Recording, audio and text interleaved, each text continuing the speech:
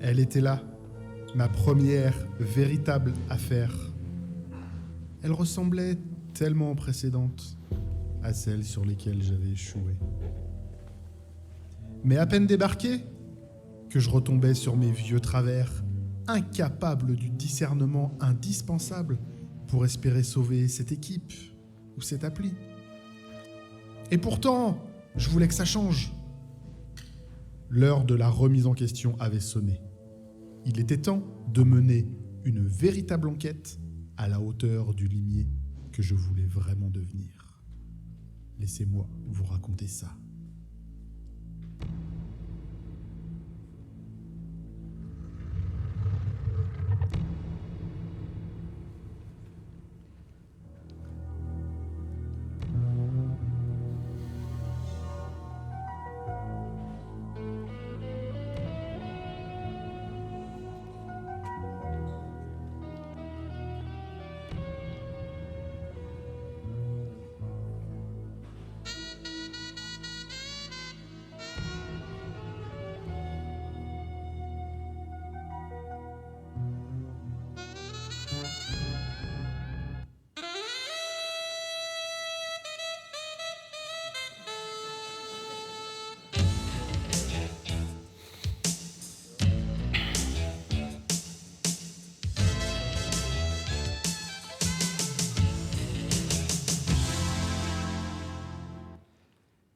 Comment se seraient débrouillées mes inspirations?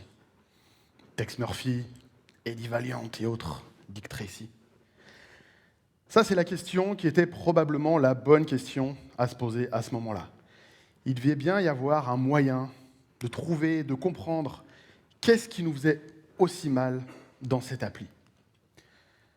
En arrivant, j'avais commencé à l'ancienne, comme j'avais l'habitude de faire, de manière un peu classique. J'avais repéré des trucs qui me titillaient, j'ai ouvert le code, j'ai regardé, j'ai discuté un peu avec l'équipe. Mais j'avais déjà fait ça à chaque fois dans mes vieilles applis où ça se passait mal. Et à chaque fois, j'arrivais pas à faire en sorte que ça se passe vraiment moins mal.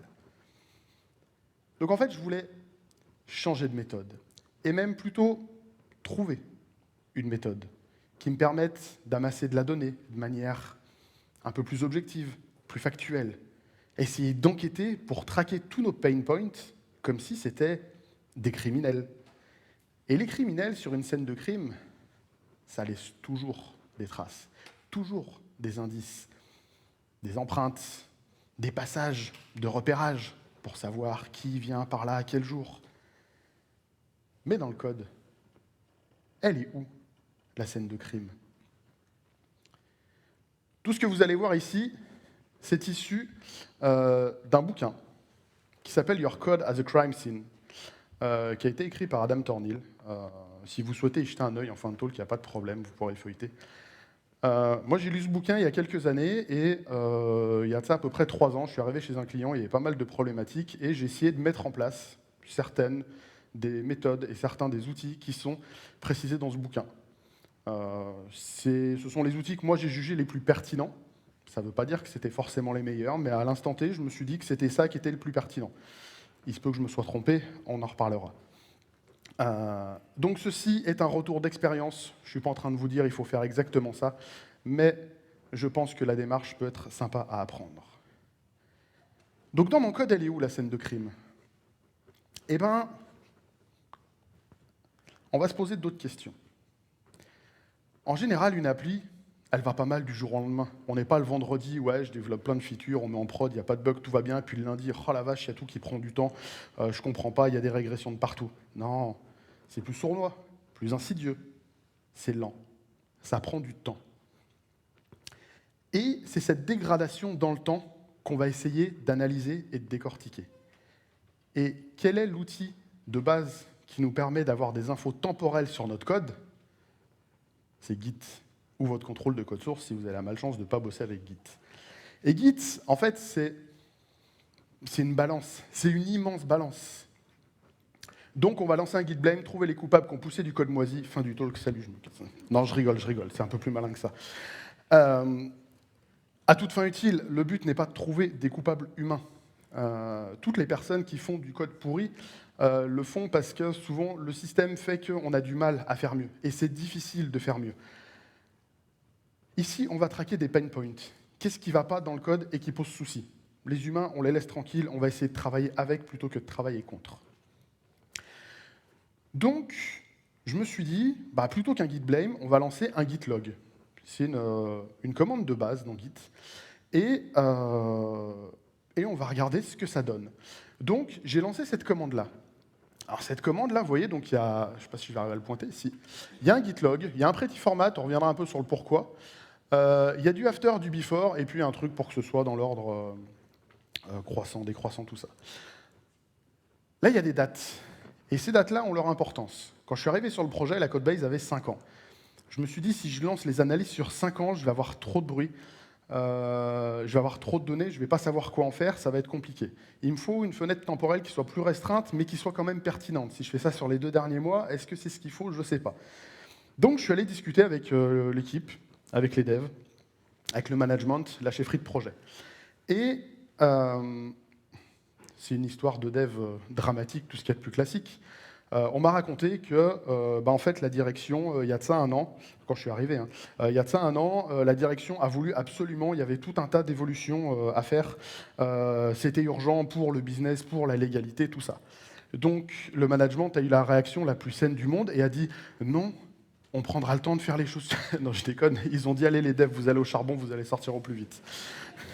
Qu'est-ce qui pouvait mal se passer? Donc, pendant un an, on a eu des devs qui étaient mis sous pression. Qu'on fait des heures, qu'on fait des bugs, beaucoup de bugs, qu'on fait des régressions, beaucoup de régressions.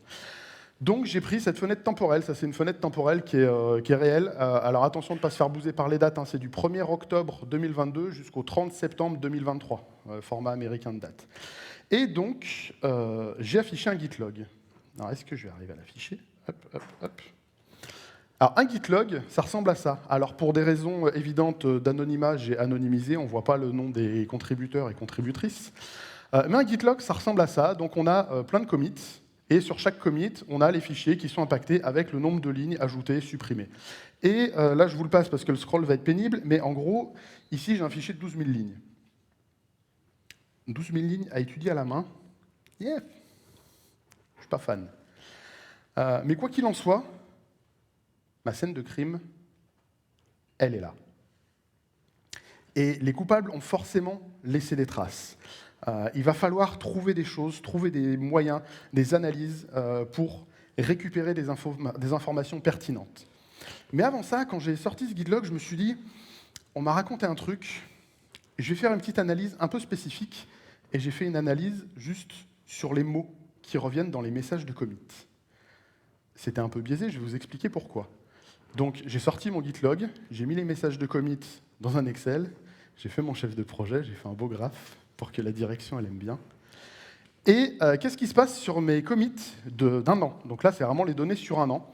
Donc, j'ai 12% des messages qui sont du merge branch, 16% des commits qui sont du merge PR, 25% du fixe, 6% du bug et 3% du conflit. Au bas mot, pendant un an, on a une équipe qui est sous pression, qui doit livrer de la feature au plus vite, et elle a seulement 38% de son effort qui est concentré là-dessus. Alors je vous dis que c'était biaisé, j'avais senti qu'il y avait une douille sur leur façon de gérer les branches, les environnements. Il y avait un choix qui avait été fait il y a longtemps, c'était de se dire, on a un environnement de dev, d'inté, de pré-prod et de prod, on va avoir une branche de dev, d'inté, de pré-prod et de prod, comme ça c'est pratique, si on a un bug en prod, on corrige sur la branche de prod, on peut relivrer. Alors, c'est pas bête, c'est sympa, ça permet d'être vachement réactif. Par contre, une fois qu'on a fait le correctif sur la branche de prod, il faut le merger sur la branche de pré-prod, puis sur la branche d'inté, puis sur la branche de dev. Et du coup, avec tous les merges et la gestion de conflits qui peuvent arriver. Si on trouve ça en inté, il va falloir merger en dev, et puis après remerger en pré-prod, et puis en prod, enfin voilà. C'est un enfer, et je pense que l'équipe cramait beaucoup trop de temps là-dessus. Donc j'avais choisi de faire cette analyse pour dire, les gars, factuellement, on perd du temps, plus que ce que ça a l'air de vouloir nous en faire gagner. Est-ce qu'il ne faut pas lancer une réflexion là-dessus? Donc ça, c'était vraiment la toute première tâche que j'ai faite. En conclusion de cette partie-là, en gros, un guide contient beaucoup trop d'indices d'un coup, et ça va être compliqué. Une petite étude par mots-clés, ça peut toujours s'avérer pertinent, et il va me falloir des méthodes et des outils pour analyser le reste, mais la nuit portant conseil, en général à cette heure-ci, on va se coucher et on attend la suite.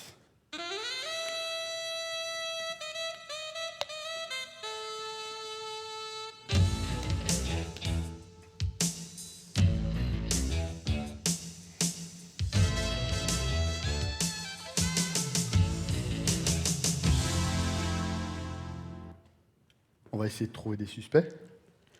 CodeMath, Clock. Allez. C'est quoi CodeMath? CodeMath, c'est un petit outil en ligne de commande que Adam Tornil a sorti, qui permet d'analyser en fait le Git log qu'on a sorti dans un fichier au préalable. Là, je vous ai mis la ligne de commande. En fait, moi, je suis un vieux boomer. J'aime pas les lignes de commande. J'aime bien cliquer sur des trucs. Et malgré ça, j'ai réussi à lancer tout un tas d'outils qui sont tous en ligne de commande. Donc, c'est que c'est faisable. Là, je vous ai fait la ligne de commande un peu originelle. En gros, on appelle CodeMath via une ligne de commande Java. Quand on est un peu malin, on se fait un bash qui fait ça tout seul. On lui précise le contrôle de code source qu'on a, parce qu'a priori, CodeMath sait travailler avec du SVN, voire même du CVS, je crois. Je risque d'avoir l'immense bonheur de travailler en SVN sur une vieille codebase bientôt, donc ça va être pertinent. On lui donne le fichier, là du coup c'est vraiment le git log qu'il y avait juste avant, et on lui demande avec le "-a" l'analyse qu'on veut faire, et là on va juste lui demander un summary, un résumé. Qu'est-ce que ça donne le résumé de mon premier git log? On a 4 infos. On a un nombre de commits. J'ai 1500 commits sur l'année. Alors ça, c'est une info qui, moi, ne m'intéresse pas, qui pourrait intéresser, pour de mauvaises raisons, la direction. Genre, attends, 1500 commits, combien ils sont? Ça fait combien de commits par jour, par personne? Ça, je n'ai pas communiqué là-dessus. Le nombre d'entités qui ont changé, très bien. J'ai 1200 fichiers qui ont bougé dans l'année. J'ai 8200 modifications sur tous ces trucs-là, très bien. Et j'ai 18 personnes qui ont fait des commits sur la codebase pendant cette durée-là. Quand je vous dis qu'il y a des analyses que j'ai faites, d'autres que j'aurais dû faire, ça, 18, à un moment, j'aurais dû tilter. Parce que j'ai 18 personnes qui committent sur l'année, sauf que mon équipe de dev, il y avait 8 ou 10 personnes à peu près. J'aurais dû voir une douille. J'ai pas vu, je suis pas là pour raconter ce que j'aurais dû faire, mais malheureusement ce que j'ai fait. Mais comme quoi, la moindre petite statistique peut avoir son importance et il faut rester un peu ouvert là-dessus. Ok, ça c'est gentil, c'est un résumé. Moi, j'aimerais bien avoir un peu plus de synthèse sur tous les commits. Qu'est-ce qui se passe? Moi, je voudrais avoir un peu d'infos sur tous les fichiers. Est-ce que, à tout hasard, à main levée, il y a des gens qui ont déjà entendu parler de la notion d'entropie logicielle? Ah, il y a quelques personnes, pas beaucoup. Alors, je vais vulgariser, désolé pour les gens qui connaissent si j'écorche la définition, mais en gros, l'entropie logicielle, ça dit en somme que plus une codebase est vieillie, plus on passe dessus et plus elle va aller vers du désordre, pour résumer très vulgairement. Donc quelque part, si j'arrive à avoir une analyse où je vois les fichiers sur lesquels on passe le plus, peut-être que j'aurai déjà des premiers indices. Et puis notoirement, est-ce qu'on ne dit pas souvent qu'un criminel repasse toujours sur les lieux de son méfait? C'est pas un hasard. Donc pour faire ça, on va relancer notre CodeMath, mais on va juste changer le petit paramètre à la fin et on va lui dire, vas-y, cette fois, donne-moi des infos sur les révisions. Et là, qu'est-ce qu'il nous donne? Il va nous classer donc, tous les fichiers qui ont été modifiés par ordre de quantité de modification. Donc là, je vois le premier, il a été modifié 246 fois dans l'année. Ça fait plus d'un commit par jour ouvré. C'est un fichier qui bouge quand même pas mal. C'est intéressant et j'ai tous ces trucs-là. Sauf qu'en fait, c'est pas parce qu'un fichier il est touché souvent qu'il est forcément pourri. On peut très bien avoir du code qui est bien découplé, qui est propre, qui est lisible et sur lequel on peut intervenir régulièrement et où c'est absolument pas douloureux. Par contre, si on y travaille tous les jours et qu'en plus c'est complexe, là ça devient plus problématique. Donc j'aurais voulu coupler ça avec un indicateur de complexité. Le problème c'est que la complexité, il y a des gens qui font de la recherche, qui s'arrachent les cheveux un peu toute l'année pour savoir comment on peut gérer de la complexité. Celui qui revient souvent, c'est l'indice de complexité cyclomatique. C'est quand on a un arbre de compile, c'est tous les chemins possibles au sein d'une fonction. Donc quand on a des if, des for, des trucs comme ça fait plein d'embranchements, ça fait de la complexité cyclomatique. Le problème, c'est que pour faire ça, il faut compiler. Et on n'est pas agnostique du langage. Je ne l'ai pas dit, ce projet-là, c'était un projet sur une stack .NET Angular. Donc le gros du code, c'était C#, TypeScript. Voilà. Donc il nous fallait un indicateur qui soit basique, qui puisse se calculer rapidement sur le tout. Et Adam Tornil, ce qu'il propose, la première fois que j'ai lu ça, j'ai fait « il se paye ma tête, c'est débile comme indicateur complexité ». Il a pris la taille des fichiers. Et passé le coup du « mais c'est nul », je me suis dit, ben non, en fait, quand j'ouvre un fichier de 40 lignes et quand j'ouvre un fichier de 4000 lignes, c'est pas la même. Donc, si ça peut se calculer vite, pourquoi pas? Et c'est à ce moment-là qu'entre en scène un truc qui s'appelle Clock. Clock, c'est un autre outil en ligne de commande. On va l'appeler en ligne de commande, on va lui passer, tu vas sur mon projet, dans ce dossier-là, tu me fais une analyse par fichier, tu me balances ça en CSV, en Quiet pour pas polluer mon terminal, et tu me mets ça donc dans ce fichier. Et en fait, c'est le matline, c'est code math, ça nous resservira pour coupler le truc. Qu'est-ce qu'il nous donne? Alors Clock, il est sympa parce qu'il ne fait pas que compter la taille des fichiers. Il sait nous donner 2-3 infos en plus. Il sait de nous donner des infos sur la stack, sur le langage. On a du TypeScript, on a du XML statique, du C#, très bien. Et là, j'ai le nombre de lignes de code. C'est-à-dire que Clock, il m'a enlevé les commentaires, les sauts de ligne. Il peut nous mettre soit les lignes totales, soit les lignes commentées. On peut avoir ces types d'infos-là. Moi, je m'intéressais juste à la quantité de lignes de code. Je me suis dit, allez, on va faire ça. Maintenant, ça c'est cool, mais je voudrais mettre les deux en même temps, essayer de corréler les deux. Comme vous l'avez vu, j'ai encore fait de l'Excel, j'ai encore fait mon chef de projet. Je commençais un peu à fatiguer. Du coup, il était temps d'essayer de faire un peu de data viz. Et il y a tout un chapitre dans ce bouquin qui nous montre un peu la puissance de la data viz et qu'est-ce qu'on peut proposer avec ça. Donc pour ce faire, j'ai sorti un petit script en Python, c'est Adam Tornil qui le propose, j'ai sorti son script, j'ai regardé, j'ai lancé ça. Je lance le bon script, je lui passe mes deux fichiers, je lui mets un ou deux paramètres, j'ai pas compris, il dit vous mettez ces paramètres, ok, très bien, et on balance ça dans un fichier JSON. Et là, sous vos yeux absolument ébahis, yes, on va se retrouver avec ça. Alors ça, c'est une espèce d'arme ultime. Si vous présentez du code à un chef de projet, il s'en fout. Si vous présentez ça à un chef de projet, il est passionné. Là, en fait, c'est mon appli. En somme, c'est presque un schéma d'archi. Plus le cercle est gros, plus il y a de code. C'est pour ça qu'on a des cercles concentriques, parce qu'un dossier contient plein de fichiers, tout ça. Et plus la couleur tire vers le rouge, plus il y a de modifs. J'ai déjà tous mes suspects qui sont apparus. Et là, c'est magique. Cette projection-là, elle m'a appris autre chose. Alors c'est sympa parce qu'en plus, on peut le zoomer, on peut passer dedans, tout ça. Comme ça, on a les noms de fichiers et on revient. Vraiment, quand je vous dis que les chefs de projet, le management, ils kiffent ça, c'est pour de vrai. Premier truc que j'ai vu quand j'ai eu ça, moi je suis un dev plutôt avec un background plutôt back-end, et j'avais commencé à regarder le code back en me disant c'est là-dessus qu'il y aura le plus de métiers, c'est ça qu'il faut que je regarde. Le gros rond là, c'est le code front. Le petit rond là, c'est le code back. J'avais raté un truc. C'est bien, là, j'ai pu remettre à jour ces trucs-là.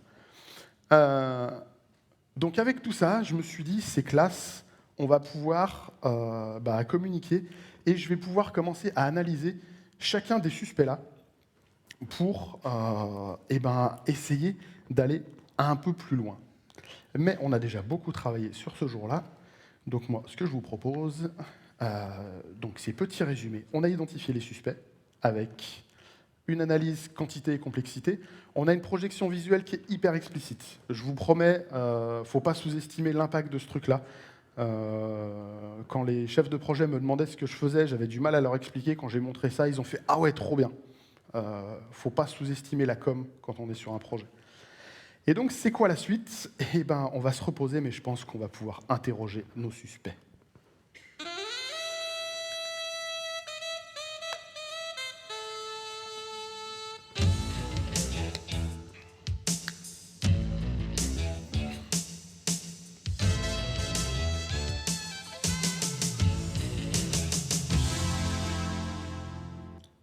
Ouais, il y a des suspects qui peuvent avoir des alibis, mais on va essayer de mettre des preuves en évidence. Si je reprends ma projection, je vous ai dit, c'est un projet .NET. C'était sur une stack un peu vieille, c'était du .NET 4.8. c'était pas tout neuf. Mais je voulais voir un peu qu'est-ce que je dois analyser là-dedans, parce qu'il y a quand même beaucoup de cercles qui deviennent rouges. Je ne sais pas si je peux mettre un petit coup de zoom en plus. Là, j'en ai 2-3. Ici, j'en ai quelques-uns qui reviennent. Là, j'en ai un côté, typiquement, tiens, c'est quoi ce truc-là tout seul? Alors là, on ne le voit pas trop, mais en fait, c'est un fichier CSproj, c'est un fichier de description de projet. C'est notre métier, on rajoute des fichiers, on en enlève, ça bouge tout le temps. Celui-ci, on s'en fout. Ça sent pas le suspect, c'est pas lui qui va poser problème. Toi, mon poteau, t'es énorme, tu vas pas forcément passer à l'interrogatoire, tu vas forcément passer au poste. Et à ce moment-là, ça devient difficile parce que là, je me retrouve sur une codebase qui a quand même beaucoup de suspects.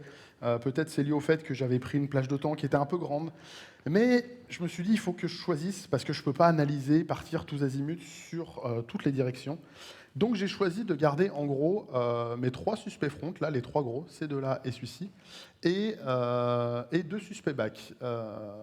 Donc j'ai pris celui qui était juste au-dessus, et celui-là je l'ai gardé, pas qu'il soit très rouge, mais qu'il soit quand même très gros. Et je ne vous cache pas que c'est un fichier sur lequel j'étais tombé, et j'ai dit non, toi je te laisse pas tranquille, il n'y a pas moyen. Donc il a fallu choisir ces trucs-là. Comment on va analyser ça? Eh ben, on va utiliser encore un peu de Python, on va utiliser un autre script. Tout est proposé par Adam Thornhill, tout est sur son GitHub, les sources seront affichées à la fin, vous inquiétez pas. Donc là, on a un nouveau script qui va faire une analyse d'évolution de complexité. On va lui donner un commit de départ et un commit d'arrivée, et on va demander de nous mettre ça sur un fichier et de mettre ça dans un CSV encore, parce que la vie de chef de projet n'est jamais terminée. Ici, il va faire une autre analyse de complexité. Vu qu'on travaille sur un seul fichier, on peut se permettre de calculer un truc un peu plus fin que juste la taille du fichier. On va garder l'info de taille du fichier parce que c'est quand même intéressant. Mais on a toujours cette problématique de, là on lance un script Python, on n'a pas envie d'avoir à dispo un compilateur de la stack qu'on veut, qu'on va pouvoir appeler, qui va compiler à chaque étape de chaque commit de l'historique du fichier. Ça c'est une commande qui prend un petit peu de temps. Alors c'est de l'ordre de quelques secondes l'exécution sur ce truc-là, mais en gros le script va se connecter à Git, va faire des checkouts sur à peu près chaque niveau de commit, et il va recalculer tous ces indicateurs. Ici, pour la complexité, plutôt que de prendre la longueur, il va prendre un autre truc tout bête, qui est le niveau d'indentation. Aujourd'hui, nos IDE, nos linters font ça très bien, notre code est globalement très bien indenté. Donc le niveau d'indentation, ça reste un truc qui est plutôt pertinent et qui est relativement agnostique de chaque stack. Ça reste globalement un bon invariant. Donc, on va prendre ça. Et j'ai lancé mes analyses sur chacun de mes suspects. Et là, on arrive sur l'interrogatoire. Donc, vous voyez, il y a la lumière. Où étiez-vous? Tel jour, telle heure. On va essayer de tout regarder. Et donc, c'était mon ultime participation en tant que chef de projet. J'avais du CSV, j'ai sorti des graphes et tout ça. Le script nous envoie plein de données. Là, je ne vous affiche pas tout. On a le nombre de lignes de code, on a la complexité moyenne, on a des vraies infos statistiques, on a une variance, il y a pas mal de choses. Là, je vous ai quand même simplifié le truc. Mais donc, sur mon premier fichier, je vois que j'ai un nombre de lignes de code qui est passé de 4005. Alors, c'est le nombre de lignes du fichier intégral. Là, ce n'est pas l'info de code qu'il y avait dans Clock tout à l'heure, qui donnait un chiffre un peu inférieur. Mais là, c'est le nombre de lignes totales, qui a brusquement augmenté dans l'année et qui baisse un peu sans trop plus. Donc on est sur un fichier qui est quand même quasiment à 7000 lignes. C'est hors de question que les devs continuent à se faire du mal à parcourir, à scroller 7000 lignes tous les jours. Donc il va falloir un peu casser ces trucs-là, essayer de trouver des morceaux de code qui auraient une responsabilité technique, métier, pour les encapsuler dans les bons endroits. Côté complexité, ce fichier-là, on a un niveau de complexité à 1. Concrètement, là, ce que fait le script, c'est qu'il prend le niveau d'indentation. Donc là, je suis dans une méthode, mon niveau d'indentation, il est à 1. Ça veut dire qu'au global, j'ai pas trop de trucs imbriqués. Et ça, je m'y attendais pas. Je pensais avoir un truc vraiment complexe, vu le nombre de fois on y revenait, le taux de bug qu'il y avait régulièrement dans le front. Vraiment, je m'attendais à ce que ce soit plus problématique que ça. Donc c'était plutôt une bonne nouvelle.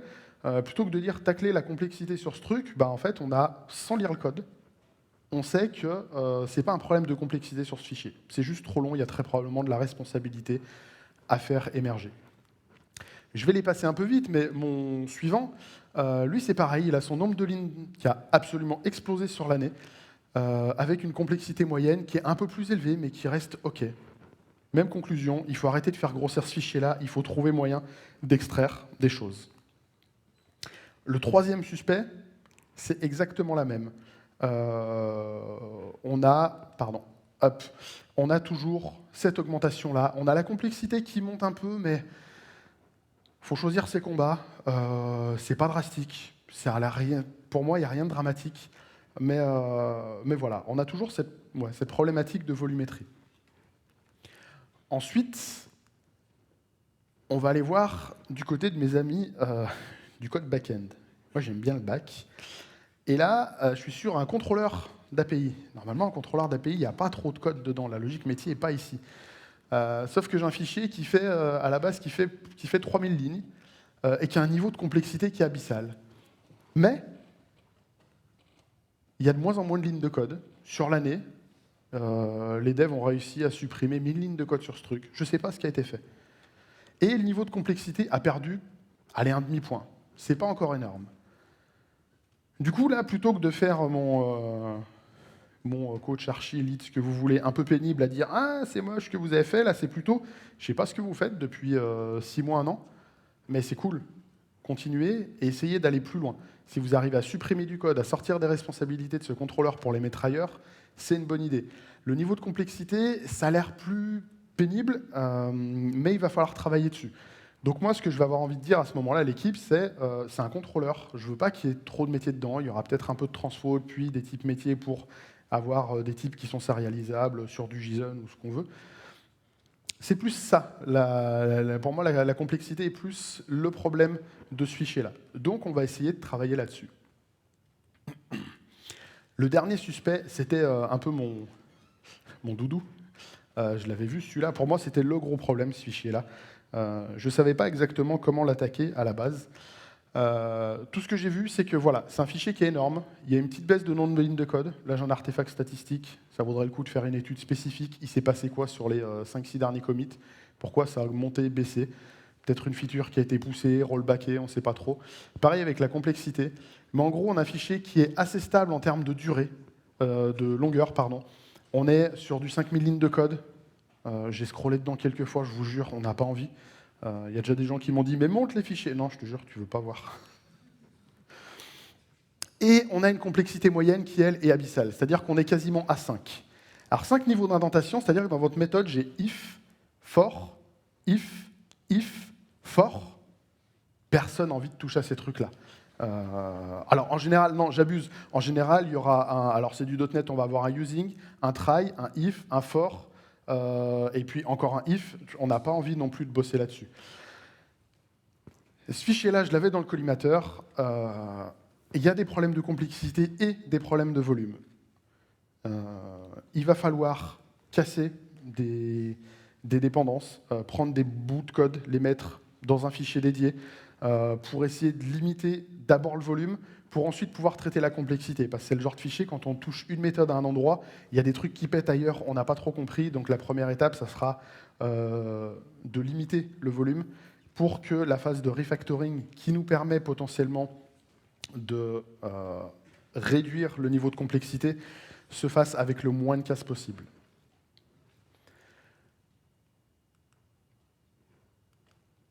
En résumé de cette journée-là, je suis content parce qu'au départ, j'ai éliminé des faux positifs. Et il y en a souvent, hein, des fichiers de conf, des fichiers de description de projet, des fichiers qui sont modifiés automatiquement pour d'autres choses.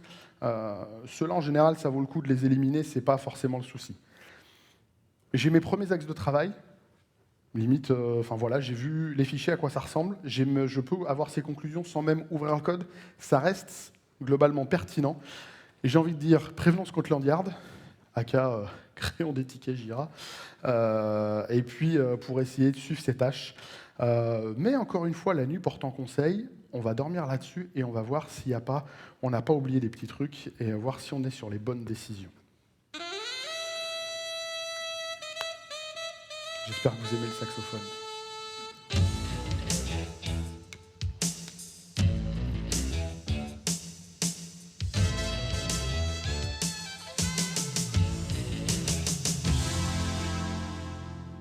Un point bonus à la fin pour les gens qui ont reconnu d'où vient la musique. J'ai fait un cauchemar terrible. J'ai rêvé que mes suspects n'étaient pas seuls. Pire, qu'ils travaillaient en bande organisée et que moi, comme une espèce de vieille andouille, je les ai traqués un par un, de manière isolée.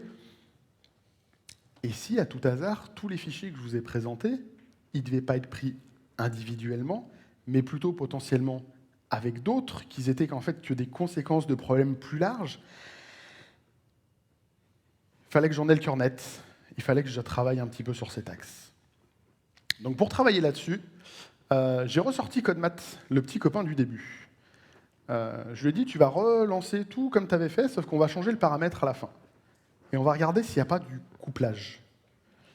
Je lance coupling. Et on va essayer de voir ce que ça donne en termes de couplage, d'abord sur le front. Par couplage, qu'est-ce qu'on entend? On voit ici que j'ai une entité, j'ai ce fichier qui s'appelle S3 Optimization Workspace. En gros, il y a 65% des commits où j'ai ce fichier qui est modifié, et ben j'ai aussi celui-ci qui est modifié. Et là, en gros, j'ai sorti ces 3 fichiers. Pourquoi je les ai sortis? Parce que c'était mes 3 suspects principaux. Il y en a d'autres avec des taux de couplage différents. Là, je vous montre vraiment que le plus pertinent. Alors, vous allez me dire, un gros malin qui sont couplés, ils s'appellent presque tous pareil. Ouais, ça va, hein. Oh, c'est bon, on fait ce qu'on peut. Quand on arrive sur les Codebase, on ne voit pas tout. En fait, ce qui est intéressant là-dedans, c'est que quand j'ai analysé les données des premiers fichiers, je me suis dit, OK, il faut les découper, machin, tout ça. En fait, il ne faut surtout pas prendre les fichiers un par un. On voit qu'ils sont couplés à fond. On voit qu'ils travaillent ensemble. Aujourd'hui, je ne sais pas dire avec ça comment ils travaillent ensemble. Moi, j'ai 2 théories là-dessus. Soit ce sont des fichiers qui s'appellent les uns les autres. Et du coup, dès que je modifie un truc, ça casse de l'autre côté et il faut mettre à jour tout ça.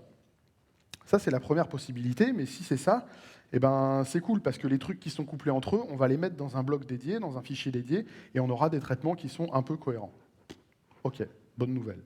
L'autre possibilité, c'est que, et c'est la plus probable, c'est qu'il y ait du code dupliqué. Je ne vais pas vous raconter exactement le métier du client, parce que je le tais, j'ai anonymisé des choses, je ne suis pas censé dire qui il est, mais en gros, et on fait de l'optimisation, et on est sur un secteur international. S003, S005, c'est des codes internes pour spécifier sur quel marché on est. Est-ce qu'on est Canada, Australie, Allemagne, je ne sais. Donc avec ça en tête, je me suis dit, en fait, ça se trouve, c'est peut-être plutôt qu'il y a plein de codes qui est dupliqué, et quand on a une règle spécifique pour un métier, des fois on est obligé d'en prendre certains bouts, de la mettre aussi sur le secteur France, et puis aussi sur le secteur Allemagne, on ne sait pas trop. Dans tous les cas, si c'est ça, si c'est qu'il y a du duplicat de code, c'est aussi une très bonne nouvelle, parce qu'on va pouvoir, à ce moment-là, mutualiser des trucs. Je ne suis pas pour mutualiser très tôt dans les projets. Au contraire, je préfère quand il y a un peu de redondance, quitte à se répéter un petit peu. Mais à ce niveau-là d'un projet, quand ça fait plusieurs années qu'on cumule du code, qu'on cumule de la connaissance métier, j'ai envie de dire, s'il y a des règles qui commencent à émerger, qui sont systématiquement les mêmes d'un marché à l'autre, on peut les extraire, mettre ça dans des fichiers qui vont bien, qui seront dédiés, qui seront plus courts, qui seront moins complexes, et ça va bien se passer. Si je prends côté back, là, je vais avoir de la nouveauté. Côté back, les seuls gros éléments de couplage que j'ai observés, c'était sur mon event treatment. Mon event treatment, il est couplé à beaucoup trop de choses. Il est couplé à mon contrôleur, c'est-à-dire que presque un commit sur 2, je modifie en gros mon service. C'était une tentative d'architecture entière avec des responsabilités pas forcément bien définies, mais j'ai mon service, et dès que je le modifie, il faut que je modifie aussi mon contrôleur. Dès que je modifie mon service, je dois modifier les web modèles. On est sur une tentative de MVC, c'est pas normal que mon service soit lié comme ça à mon contrôleur et à ses modèles. Ça me pose souci, ça veut dire qu'il a trop de responsabilités. Créer les web modèles, normalement le contrôleur, il s'en débrouille. C'est sa charge, c'est pas à la couche de service de s'occuper de ces trucs-là. Elle a autre chose à faire. Et enfin, il y a ce petit truc-là. Il y a des gens qui ont fait du .NET dans la salle il y a quelques années. Alors, si vous êtes jeune, que vous avez fait que du .NET Core, vous ne savez pas ce que c'est ce truc-là. EDMX, c'était le fichier descriptif d'Entity Framework, qui est l'ORM natif Microsoft. À cette époque-là, on avait une base de données, on disait Entity Framework, connecte-toi, et puis il nous faisait un beau schéma XML pour décrire toute la base, les tables, les contraintes, les clés étrangères, les procédures stockées, tout ça. Et tout ça, c'était donc dans ce fichier EDMX. Et puis on a un fichier diagramme parce qu'on pouvait l'éditer pour faire un peu de mise en page. Là, ce que je suis en train de dire, c'est que j'ai ma couche de service qui est directement liée à ma base de données. Et ça, c'est une autre pire nouvelle. Encore une fois, moi j'aime bien le principe du SRP, le Single Responsibility Principle.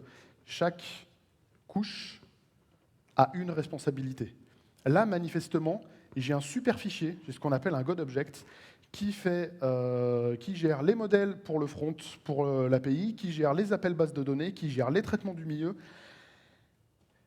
Et là, on comprend pourquoi le niveau de complexité était absolument abyssal. Quand je disais qu'il y avait 5 niveaux d'indentation, c'est que régulièrement, on se retrouve avec un try, avec un using pour instancier une partie d'ORM pour récupérer de la donnée. On a de la transformation de données pour transformer ça en API modèle, les traitements qui vont dans tous les sens. C'est absolument ingérable. Donc, ce fichier-là, alors il n'y a pas trop de nouveautés. On va devoir continuer à travailler dessus seul, mais on va essayer d'affiner un peu nos axes en redispatchant les responsabilités. Alors ça va être problématique à un moment, parce que je disais que l'API controller, c'était bien, il y avait de moins en moins de code. Là, je suis en train de dire qu'il va falloir lui remettre du code dedans. Mais si c'est du code dédié qui est de sa responsabilité, pour moi, ça reste quand même un bon move. Et puis, il va falloir sortir ces traitements de base de données. On va mettre ça dans des repos séparés. On va avoir un pattern, j'aime bien le pattern repository. On va essayer de séparer ça au maximum, que la couche de service, elle fasse que son taf, qu'elle ne fasse pas de l'accès aux données et de la transformation dans tous les sens. La conclusion là-dessus, c'est que, alors j'ai dit certains points chauds, c'est un terme que je n'ai pas explicité. Adam Thornhill parle de hotspot, je l'ai traduit en point chaud, parce que pourquoi pas. En fait, c'est tous mes gros points rouges sur le diagramme. En gros, c'est ça, les hotspots. Ce que ces analyses disent, c'est que certains hotspots ne fonctionnent pas seuls, et qui méritent du coup d'être traités comme un ensemble. Ce que ça me permet à ce niveau-là, c'est que quand je vais devoir effectivement créer mon ticket Jira, je ne vais pas créer un ticket par fichier front, je vais créer un ticket global. On va pouvoir après suivre ces choses-là. Côté back, je ne vais pas donner les mêmes consignes sur ce truc-là. Et je pense vraiment que c'était intéressant d'avoir cette vision-là et cette mise en perspective. Au point où on en est, on peut se demander, est-ce que c'est la fin de l'enquête? Bah ouais. Je peux créer des tickets Jira, j'ai trouvé forcément les coupables, et dans quelques semaines, dans quelques mois, l'appli va commencer à aller beaucoup mieux, parce qu'on a trouvé tous nos pain points et on va pouvoir les régler. C'est pas si simple. Je vous ai expliqué qu'un legacy, c'est une entité qui s'inscrit dans le temps. Et sauf que, je vous l'ai dit au début, j'ai parcouru un segment de la vie du projet. J'ai parcouru 1 an. Qu'est-ce que j'aurais comme résultat si je parcours 1 an et demi? Si je parcours 6 mois, 3 mois, 9 mois, peut-être 6 mois plus dans le passé pour essayer de comprendre ce qui a pu se passer à d'autres moments. A priori, je suis quasiment certain que j'aurai d'autres résultats si je pars sur d'autres trames temporelles. La démarche au global que je vous invite à essayer de mettre en place si vous voulez faire ce type d'analyse, en mode très simplifié, c'est que d'abord, on va chercher des indices. On ouvre un Gitlog, on va lancer quelques analyses, faire émerger des suspects. Et puis, on va confronter ces suspects aux preuves. On va faire des analyses plus poussées, fichier par fichier. Et une fois qu'on a fait tout ça, on fait comme on est censé avoir l'habitude de le faire dans le dev. On recommence. On prend les mêmes et on recommence. Parce que pendant qu'on analyse le passé, la codebase, elle continue à évoluer.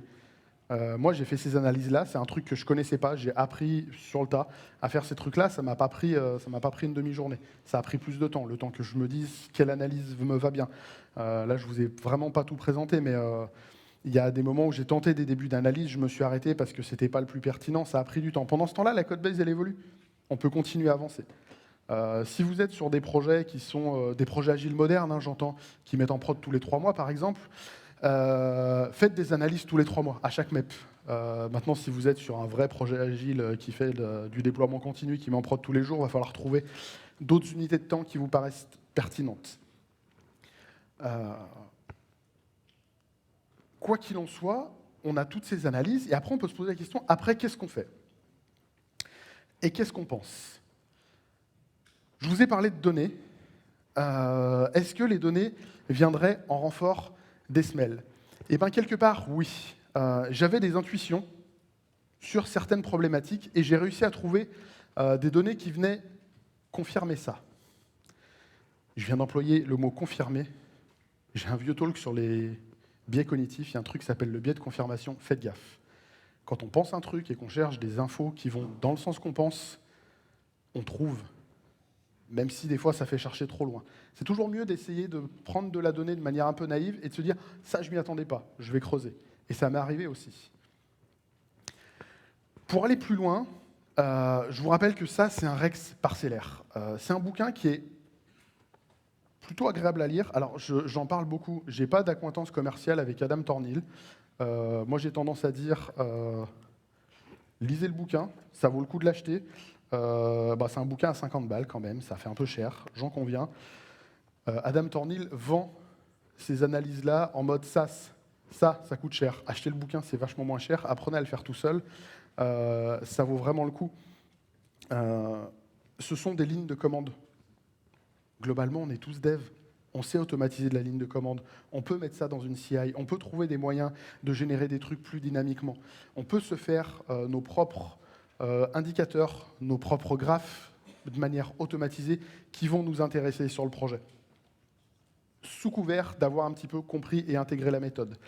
Il y a aussi un énorme chapitre que je n'ai pas réussi à exploiter, j'en parlais un petit peu tout à l'heure, sur l'aspect social de la gestion du projet. Adam Thornhill propose plein de choses sur, par exemple, si sur les 5 dernières années, vous avez un bloc de 15 fichiers où c'est la même personne qui commit sur ce truc-là depuis tout ce temps, je vous souhaite que cette personne n'ait pas une furieuse envie de démissionner ou ait la malchance de passer sous un train ou sous un camion. C'est pas très drôle, mais ça s'appelle le bus factor et c'est un truc à régler. Et ça permet de renvoyer des alertes. C'est quelque chose que j'aurais pu faire si j'avais eu le bon smell du départ, à me dire « Attends, j'ai 18 committers alors qu'on est moitié moins dans l'équipe. Sur un an, on a un problème de passation de connaissances.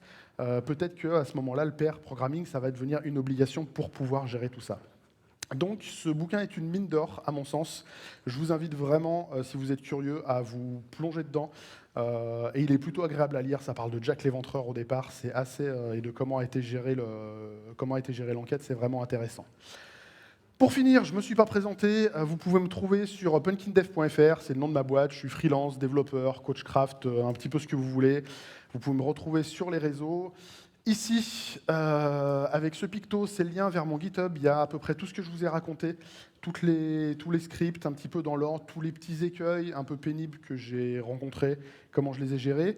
Ici, ça c'est le open feedback. Si vous voulez mettre du feedback pour dire c'était bien, c'était nul, on en veut plus, ça suffit, je ne veux plus en entendre parler, faites-vous plaisir, je lirai tout, mais je ne me vexerai pas.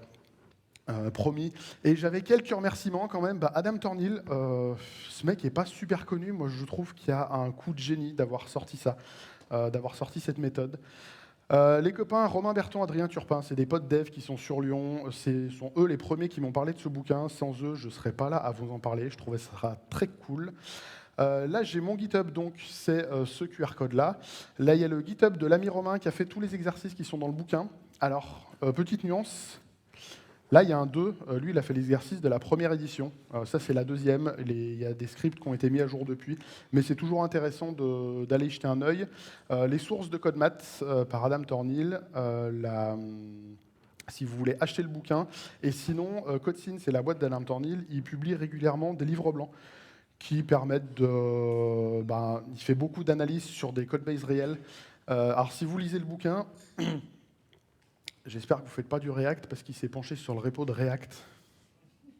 C'est terrible. Enfin voilà. Donc, je ne sais pas, il restera peut-être 2-3 minutes pour les questions. C'est tout pour moi. Si jamais il n'y a pas le temps, de toute façon, je suis dispo jusqu'à la fin de la conf. Merci de votre écoute.